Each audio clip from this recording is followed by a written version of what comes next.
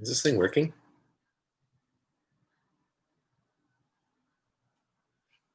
Looks like I'm live on the YouTube. I can't tell. Also trying to do the whole like live thing on Instagram here. Sorry if you guys are YouTube waiting here. I want to get them both going at the same time. Oh, look. Okay, so now I think it's working. All right. Hey, y'all. So let's see today's topic that I've been chewing on all morning and afternoon, but kind of a follow-up in this. I don't know if it's a series, but I was talking the other day about the conscious and unconscious, right? And the relationship between the two, and how tending to the relationship between the two can produce some pretty miraculous results, especially with some trauma in the past, and even with situations like sleep problems. And it turns out, and here's an interesting tidbit. So the client that was having challenges with her sleep, she that morning or whatever time it was, while I had been making this video, or just before, I was in unconsciousness, and was just like rolling that around in her head. So she got on the Google and she started reading up on consciousness and unconsciousness. Wasn't just something that was like coming through her, and just she was following that curiosity line. Then she got the note on Instagram that I was on here talking about what it was that she had spent the previous hour or so Googling and searching. And I was actually not only, so when I talk to people about sometimes the fun. Hey, Nate. Thanks for referring your friend over here. I saw that you sent somebody over the other day or tagged them. Appreciate that. And actually, Nate, I was thinking about you today when I was coming up with the topic. I was kind of working my way through this topic. Or I was sitting in my body as it was working its own way through me, if you will. So finish up that last bit was that I'd been mentioning with some of this work that the synchronicities that start coming almost immediately end up being one of the things that shows you that this is exactly where you need to be, right? And whether it's working with me or doing whatever it is that you might have going on in your life, oftentimes there's the universe gives you the big stamp in the head that you can't really deny, that looks like something synchronous, right? And I remember who it was. It was Goethe. I don't know how you say that name. He had written something to the effect of take one step and the universe takes 10. Right. And so when you're there, you take your one step and then the universe takes 10 steps to really show you that whatever it is that you've decided to take a risk with in your own life, and you don't know if it's the right move or it's yet another waste of time. It's another crazy, wild dream hair thing that you've got going on and you're trying it out. The universe oftentimes will come in and give you that stamp of confirmation to your body. Oh, good. And that's a great launching point into today's topic idea. So I was talking about the Empathic Body. So what I named this on YouTube. I haven't named it yet on Instagram. So I want to talk today about form. And those of you who follow me, who are other practitioners, and those of you who are, maybe clients of mine who are practitioners, I know one of you is in massage therapy school right now. Actually, more than one of you. No, one of you just graduated. And I've talked about energetically informed practice, right? That's something that I teach, right? How do you take what you have and transform it into, what I call an energetically informed practice, EIP. And there's a couple components to that. There's a couple components that include, like with anything else, like you got to know what you're doing, and then when you know what you're doing, then you understand the story of what you're doing. Then you've got a better list of options for how to engage in the activities that will produce the change that you want to produce in whatever it is that you do. So, for instance, if you're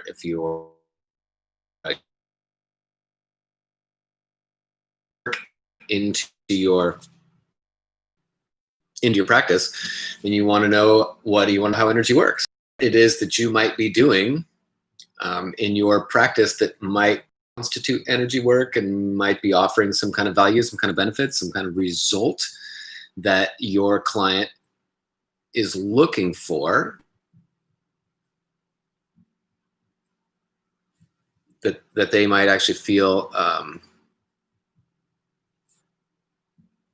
excited about having received, in their own, in their, when they didn't even know that was necessarily what it was that they were when they were looking for.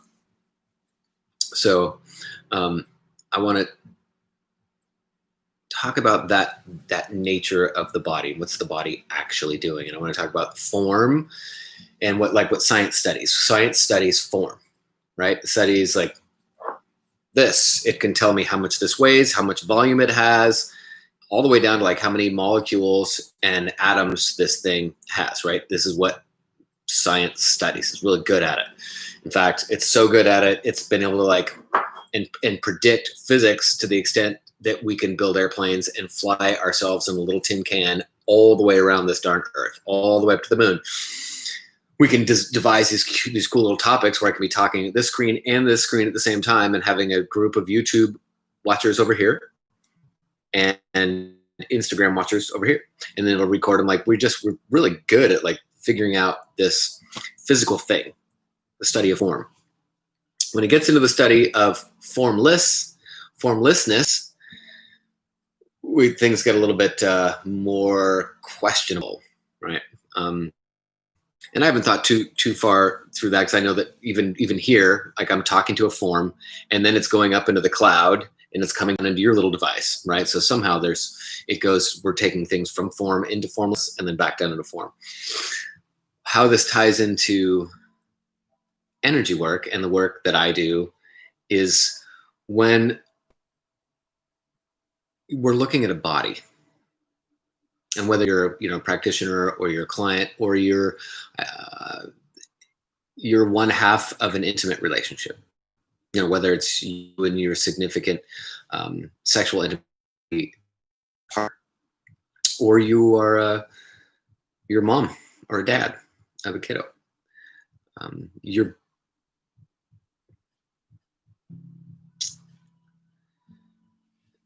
hey Wesley, you're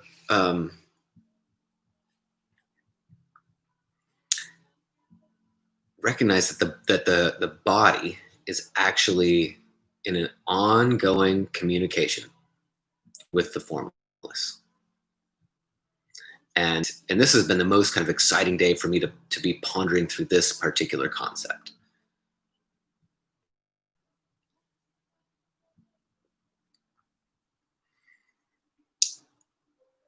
Because that communication exchange is always happening, right? It's always happening with your kids. It's always happening between your body and the energetic space around you.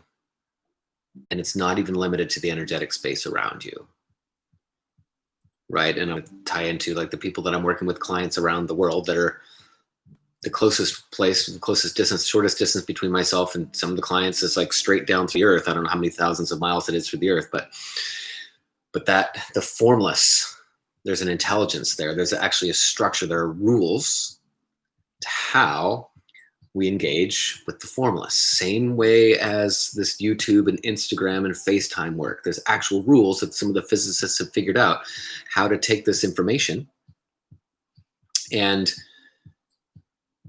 break it up and use the rules of physics to send this energy and information through space to land in another device that receives it, and then it puts it back together, and we're maybe better for it. Maybe not, depending on the quality of information. But this this energetic formless, the rules to how the body is sharing energy and information with the space here. And I think what I mentioned on one of the talks I did last week was where I was actually showing what it looks like,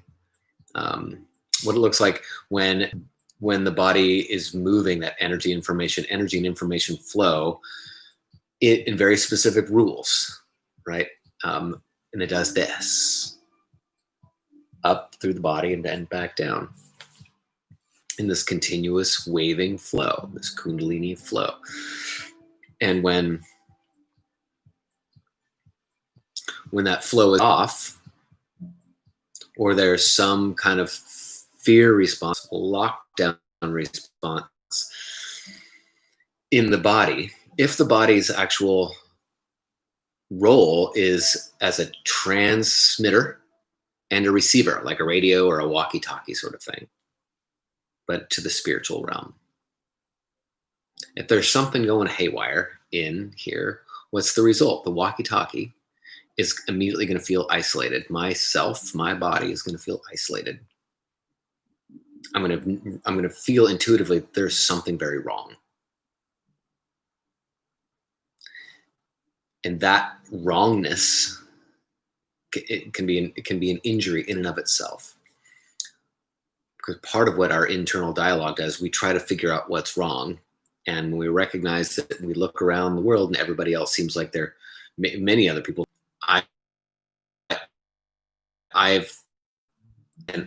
and the world doesn't want to communicate with me, because we have to try on all manner of expectations, or explanations.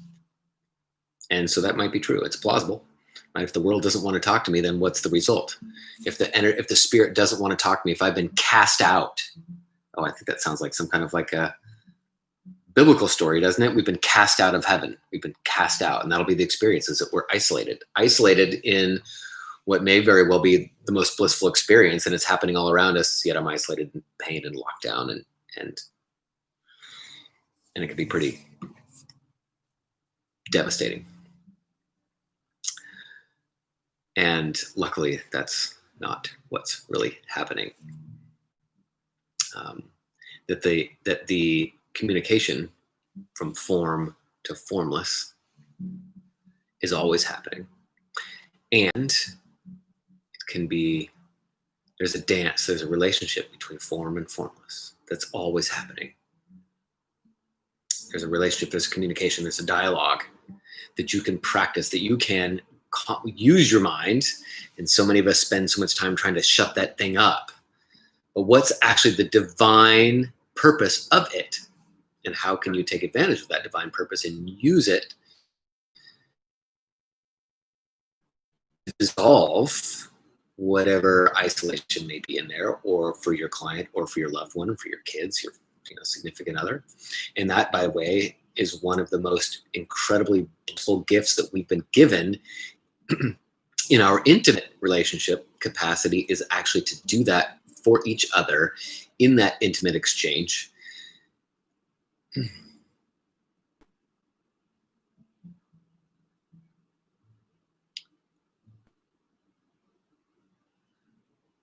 Where with practice, using that empathic capacity that you have, knowing that there are specific rules for how not only your body, but your significant other's body communicates with the formless. And if there's something that I can do, or something that you can do on the inside with your own spiritual walkie-talkie, if you will, right? Because walkie-talkie, you got to know how to turn it on, turn it to the right, turn it on, turn it to the right channel, and press the button. If you miss any of those, communication doesn't happen. Same thing with the body, right? The energy moves through the body in a very particular way. Just like that caduceus symbol shows, it moves up the spine in particular ways. It doesn't go up like this. It doesn't go like this. It doesn't do a whole bunch of things that it shouldn't do when it's working properly. You have easy, effortless access to what's happening here and what's happening out in the space around you, which includes the same space being shared by your loved ones. So there's actual spiritual, real-time, awakened communication and healing that happens when you do this together with somebody. Some of this is that you're by yourself. You don't have anything else to show you what you're doing. In other words, I can sit here and throw a basketball in that direction, but unless I have a hoop over there to show me that the ball is landing, I don't know if I'm improving. I don't know if I'm making headway, or I don't know if I'm good at throwing it 5 feet to the left every single time and never ever make improvement. That's one of the great things about practicing with somebody else. You know, if you're a healer, you've got somebody else that you can practice with, and you have actually a biofeedback body over there to show you is the practice that you are repeating in your own human spiritual sack, making contact with your energetic cloud, if you will, and is theirs picking up what you're laying down. Something Lorraine mentioned on here. Lorraine is mentioned on, I think it was yesterday, that she has this device from the company called HeartMath. And HeartMath, one of the things they study is heart rate variability. And Lorraine is super excited about this device that she has, because it's like meditation 2.0. It's a biofeedback machine that's connected to your heart, and it's able to show you real time, is the heart getting healthier or not from moment to moment. And so it's really just like a video game. You're able to, just like video game, you're playing with the joystick and you're watching the thing on the screen, and you know whether or not you're winning or losing. But with this device from HeartMath, you get to sit and watch the dial or watch the screen show you is what you're doing. And you can play with things like your posture. You can play with things like your breathing. Things like, where in space am I putting my focus? Am I putting my focus deep into my body, down in my posture? You can combine all manner of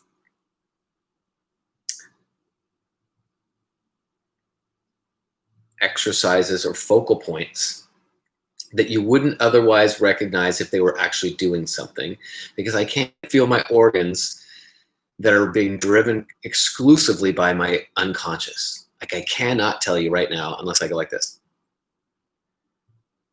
Okay, there's my heart. But most of the time, unless I completely shut everything else out and focus right in where my heart is, I can't tell if my heart's even working. So with this device by HeartMath, you can track your the whether or not what you're doing with your subtle attention is actually affecting the function of your health. And so really that is energetic healing in a nutshell. Is when I'm working with a client who's wherever they are, that's not here, or even if they are, if I'm working with a client locally, but we're not doing any sort of physical contact, I'm going through the exact same sequence of focus activities that I'd be going through if I had this HeartMath device. And so what I imagine would be really fun if you all wanted to drop a couple $100 and you wanted to try out your own hand at being an energy healer. And I tell you what, there's been so much practice at this over the centuries that it's in the collective field. So it's easy to do. Easy, easy.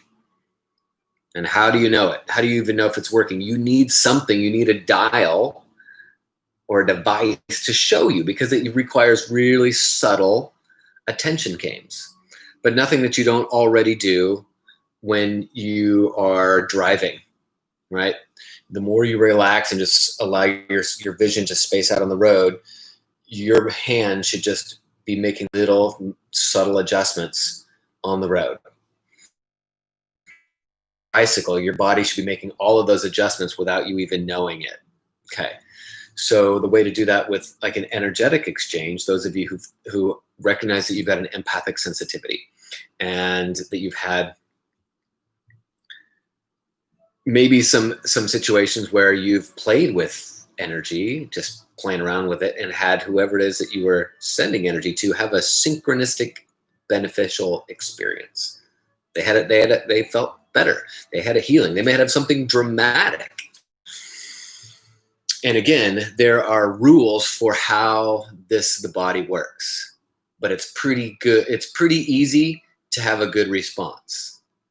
If you want to take a good response and make it predictable, cycling back around to those of you that are like massage therapists or other workers. Hey, speaking of Lorraine, I just was mentioning you, like I'm actually talking about it right now. I was mentioning you and your heart math device and talking about how good of a device that is for practicing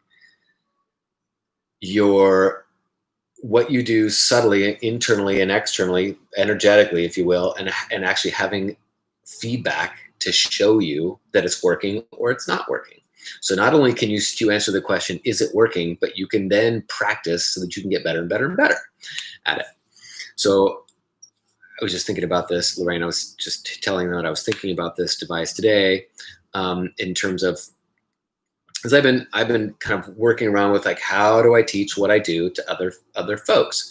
And it's easier when you have somebody else, and so that's why I like teaching it to couples, because then you have each other to play with, and the benefit there is you've already spent so much time together, is that you have a lot of collective energetic field overlap, that it makes it really easy just to put your focus in that general direction of your partner. And if the setup is right, like they're laying down, they're relaxed, and you work through just a couple different specific exercises, their body will inevitably respond to yours in a way that makes you go, wow, it's real. They're really responding to me, but they can't hear me. I'm doing it all with my head. And then it's a whole like, and so it's pretty cool. So having those heart rate variability monitors, I would think so. Yeah, exactly. The more you do it, the more you want to do it. Yeah, exactly. Just what Lorraine just said. It changes your relationship with what you do with your body, that you can do with your breath, and that would be just a really easy way to take some baby steps into really profound healing capacity, not only for yourself, but for your significant other. So any of you who have a heart math, device, a fun game, something that I would do, would have fun with my significant other, would be to put it on her and let her lie there. And then I would run through the things that I know to do. And then I would watch the heart math device, because that's going to show you more specifically than even she or your partner will be able to tell consciously, because consciously you don't necessarily have access to some of the unconscious operations of the body. But as the significant other over here, I may be influencing deliberately the energetics and physiology of somebody else, just with what I'm doing subtly with my attention. And I should rely on more than the subjective verbal response of my partner, because they may not be, hey Greta, they may not be able to tell me what's going on a subtle level, just because they may not know to track that. So, and shy of, paying me lots of money to show you what I do, which may be way overkill, right? for what it is that you want to do. So I was just, I was a great aha today, and thanks to Lorraine for bringing up um, the heart math device, is that you could just dive right into this energy work field, and then just the miracle of how much influence you can have over the health and the state of mind and the state of vitality of your significant other, and of the relationship between the two of you, by playing in this way. And so what I may end up doing is just bringing that device into some of my coaching also, because just what Lorraine's doing by playing with it on her own,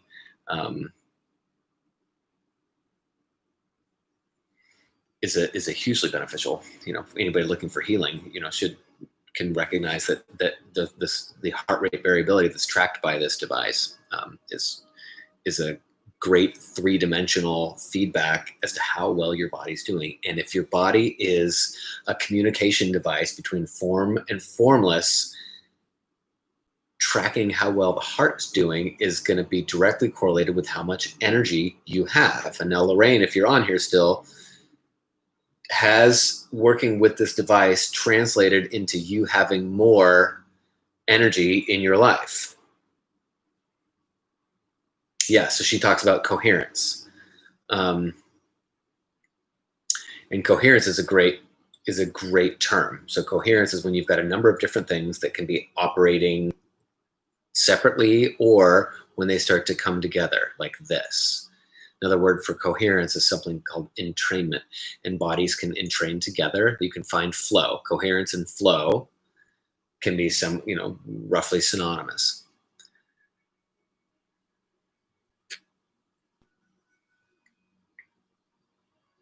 So even when I take these little pause breaks, I think I mentioned it before,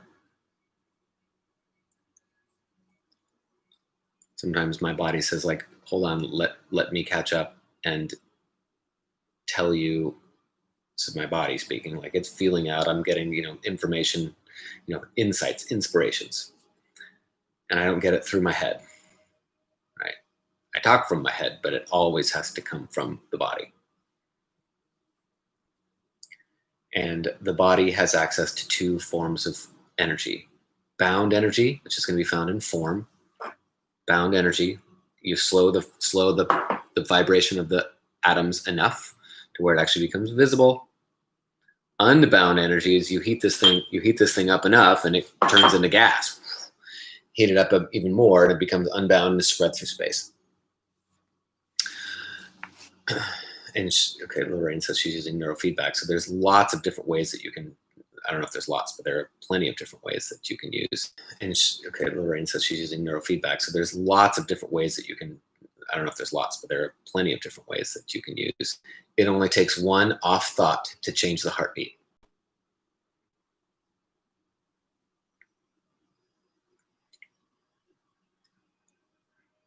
You become really sensitive to thoughts that are not in coherence with how you feel. And so that ties into what I was just mentioning a minute ago, where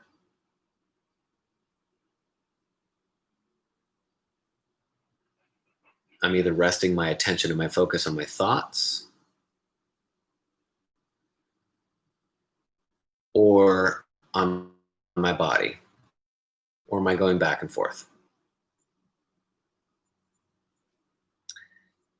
Her device there is showing the organ which stays in coherence, stays healthy, and will tell her immediately as soon as her thoughts drift away from something that serves her. She called that an off thought. And if that thought becomes a lie, something that tells her a non-truth, like the universe is turned against me, I'm unworthy, I'm unlovable, your heart's going to get anxious. And you can read it on this device. The skill that you develop to bring yourself back into coherence is softness, is the actual skill set of. You're training what do you do with your attention? Is it open focus? Is it closed focus? We have both because they're both required.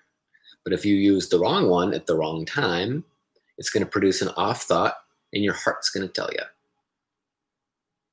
Not only, and your heart may not tell you in a way that you notice, but since you're actually in coherence to some degree with your family and friends and loved ones around, their behavior towards you may actually be showing you that you just had an off thought. And this is where it starts to get really trippy. Because now you don't know, is their behavior towards you showing you something that they're feeling off about? Or are they reflecting back to you that you just had an off thought and they're mirroring that because they're tied in with you? You're actually in coherence. This can be a real mind F. Unless, like Lorraine, you have a daily practice of finding coherence, practicing that, and you've got rituals.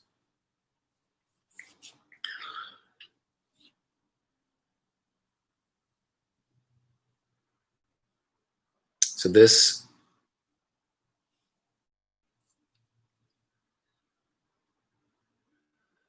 again, is one of my, so to tying it back around to like the massage therapist, right? So if I'm teaching a massage therapist to completely transform your practice to feeling the body that's now either open and in coherence with the energy in the body and around it.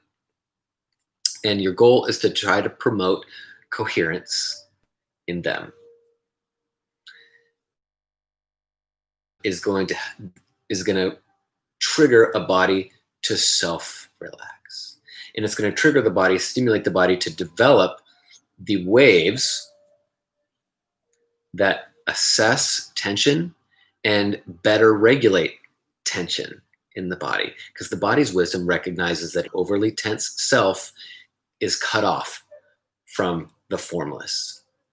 And unless you are awake and alive to the constant communication from form to formless, from form to formless, you're going to feel isolated, and you are going to be isolated. You should feel off. You should feel depressed. You should feel restricted, because those are the ways your body tells you that you are cut off source of vibrant energy that you need to thrive. There is no thriving unless you've got full access to the formless, to the cloud. Lorraine says, let them know that HeartMath is having a 25% sale till December 31st. And I don't even have an affiliate link to be selling this.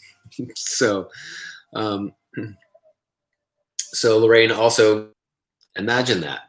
Client I was working with earlier today, she was saying that she's, I think, mid-50s and has realized that nobody significant in her life has died yet.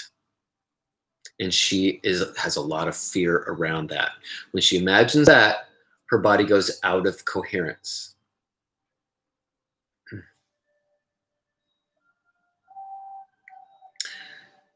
And I'm guessing that for many of you and myself, there are thoughts and occurrences in the past and in the future that by playing those across my mental screen, running them across the mental movie screen, might take me out of coherence. Okay. That's kind of the nature of trauma, right? We get out of coherence, the body's like, oh, yeah. I don't trust formless anymore. Formless brought me something scary, and I don't trust it. And so now I want to isolate myself up. I want to protect myself. I want to shield from the bad shit that comes from the unknown, from the chaos.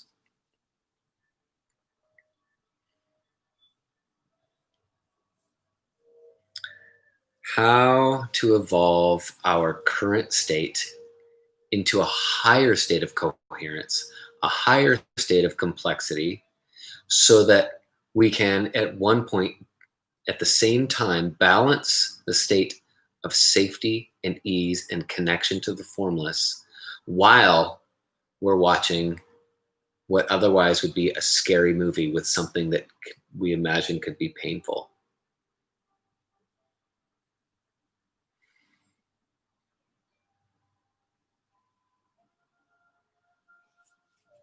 How?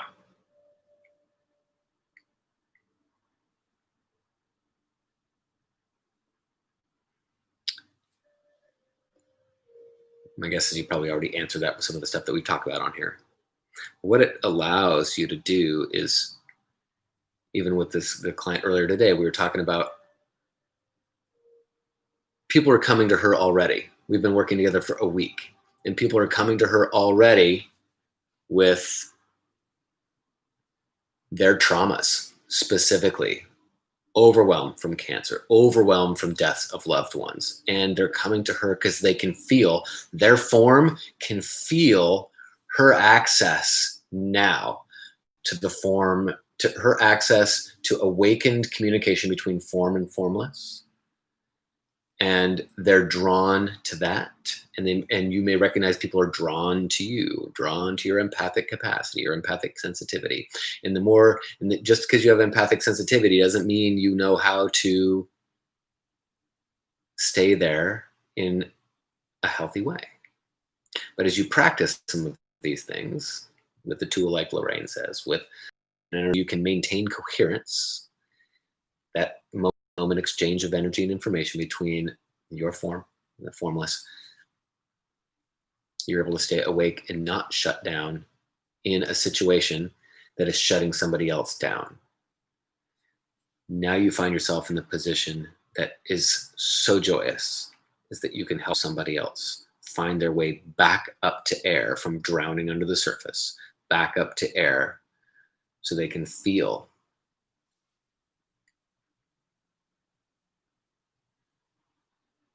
that whatever situation they may be in,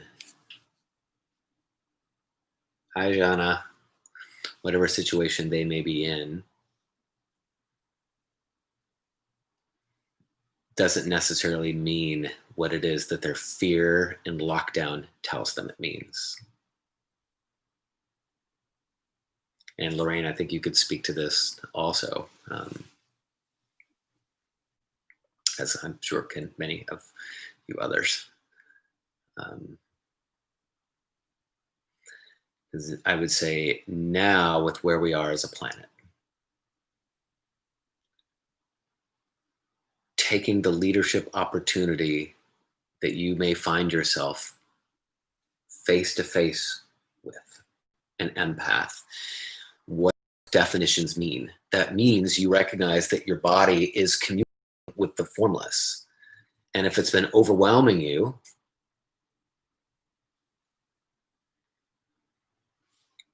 it doesn't necessarily mean you're oversensitive. It may mean that your system isn't in coherence yet. And that, like Lorraine's device is, the heart rate variability will show immediately when you're off. So it's like a basketball hoop. It's a brilliant basketball hoop. It shows you when you're in the pocket. And as you practice it every single day, you can bring that empathic capacity, which is the ability to keep in coherence in the face of greater and greater and greater apparent values of chaos, if you will. And then when you get that dialed, and you don't have to be 100% healed and 100% enlightened to help somebody else who may just be a few steps down the empathic ladder, or maybe just one from you.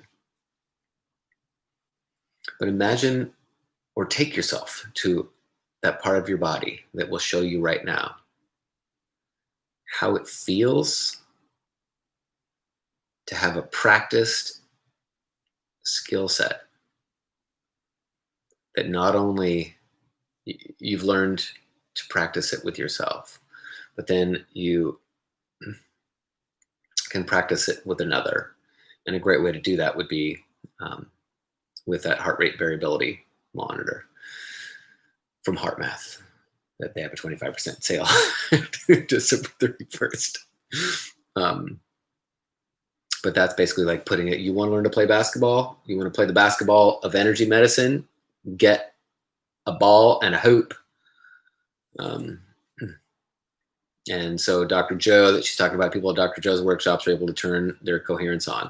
And it's the same thing that I do, right? When I was working with 100 and something people a day, rather than having heart coherence device there for myself, I would just watch the half dozen people I had on the tables, and I would go through my own internal checklist and watch for the other people to drop into coherence. And that was my human equivalent to the devices that Dr. Joe's using. And I know I've never been to his workshops, but he's using the technology to track the miracles that are predictably produced when you can help people find coherence in here, right? And so that's what he's doing on a large scale, similar to what Donnie Epstein, who's my teacher, is doing in his workshops, and similar to what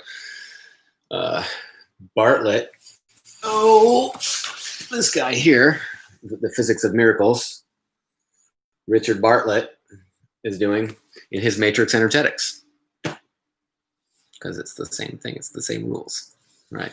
And I'm super psyched about these companies that are putting together technologies that to track the behavior of organs that run better when the whole system is in coherence, like the heart. So Heart Math is super psyched about this, because they really have created the basketball hoop. For those of us that want to play the basketball game of energy healing, we need to start with ourselves. And sometimes it's actually, you get so far,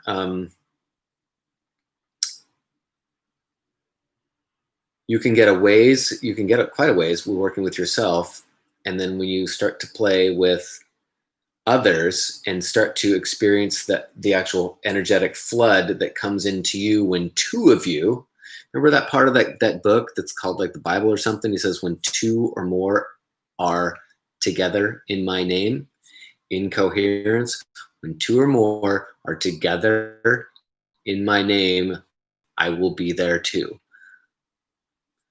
It takes two or more to be in coherence. And when that happens, Lorraine, how much energy do you have?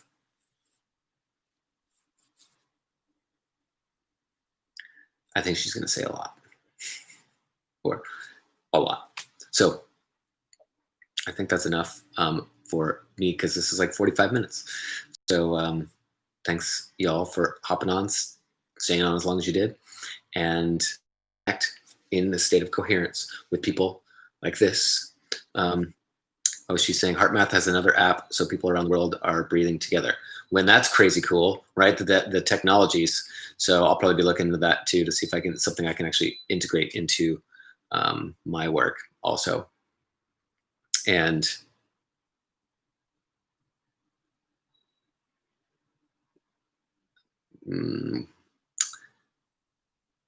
as I tend to do at the end of each of these talks, if it's something that's you're compelled to reach out to me, you want to know more, you would like me to chat with me about whatever your experience is, or investigate the opportunity of working together, and back at you, Lorraine, thank you. I'm not surprised that you hopped on here as I was talking about you. Speaking of coherence, feel free to to just shoot me a note on here. I'll chat with people, and it's no charge. And as I said, if it's something I feel like I may be able to help with, like I said, I work with other healers in their own discipline, because coherence is a skill set to be practiced with your attention, that can be brought to the massage, the counseling, the physical therapy, the chiropractic approach, whatever approach it is, that if you can actually have a practiced skill set to offer the opportunity into the space between yourself and somebody else, for them to come into coherence with you, the healing effects are pretty vertical. Pretty vertical. I don't think there's a pretty vertical. Are vertical, shall we say, and exciting.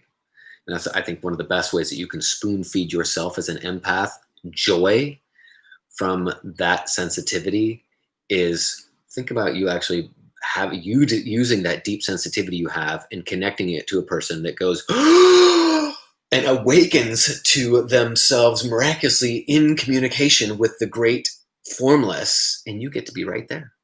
It's one of the best damn things ever. And you just get to do it over and over and over and over and over again. Okay. All right, y'all. Merry holidays. All right, talk soon.